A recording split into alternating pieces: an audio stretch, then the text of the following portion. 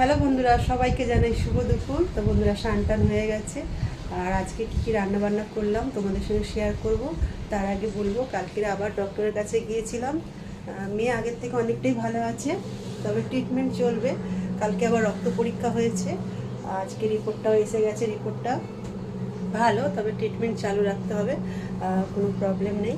তো যাই হোক, শুনে একটু শান্তি। খুব চিন্তার মধ্যে ছিলাম, আর দাদাভাইও খুব চিন্তার মধ্যে আছে, ঠিকমতো কাজেও মন দিতে পারছে না। কাজ হচ্ছে অনেক দূরে, বাড়ি থেকে যেতে প্রায় গাড়ি চালিয়ে গেলে 2.5 ঘন্টা, 2 থেকে 2.5 ঘন্টা লাগে শুধু যেতে। তো যাই হোক, প্রত্যেকদিন যাচ্ছে আবার চলে আসছে মেয়ের জন্য। তো এখন অনেকটাই ভালো আছে, এখন ওষুধ চলবে। কালকে আবার স্যালাইন দিচ্ছিল, কিন্তু নেয়নি। হাতে প্রচণ্ড ব্যথা, স্যালাইন দিয়ে রক্ত নিয়ে খুব ব্যথা, ওই জন্য আর নেয়নি। যাই হোক, সব ওষুধ চেঞ্জ করে দিয়েছে। তো আগের থেকে অনেকটা ভালো। আজকে স্কুলে গিয়েছিলাম, স্কুলে ডক্টরের সার্টিফিকেট দিয়ে এলাম, লেটার দিয়ে এলাম, আর যেমন যেমন বলেছিল সবই করলাম। স্কুলে যাবে সেই 13 তারিখ থেকে।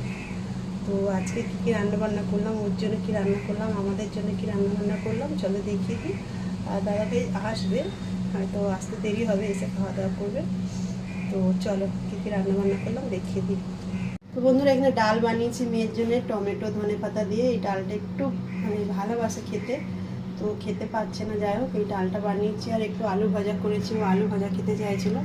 একদম অল্প একটু তেল দিয়ে শুকনো শুকনো করে, ননস্টিকের কড়াই করেছি, তো একদম শুকনো শুকনো তেল দিয়ে নিই, একটা কাঁচা লঙ্কা দিয়েই করেছি।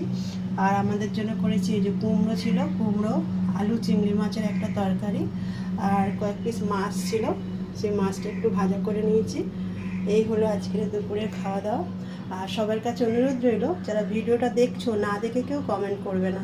ভিডিওটা না ভালো লাগলে চলে যাও, পুরোটা দেখে কমেন্ট করো। আর কেন কি এরকমই হচ্ছে, ভিডিও না দেখে তোমরা কমেন্ট করে দিচ্ছ। আমার 2-1 দিন ভিডিওতে দেখলাম ওরকমই করেছো। সেটা আমার জন্য কোনো ক্ষতি না, ক্ষতি তোমাদের জন্য।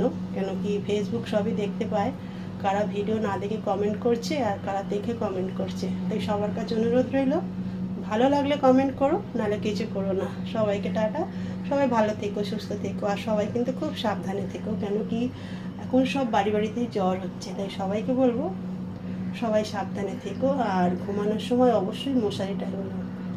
সবাইকে টাটা, আবার দেখা হবে পরের ভিডিওতে।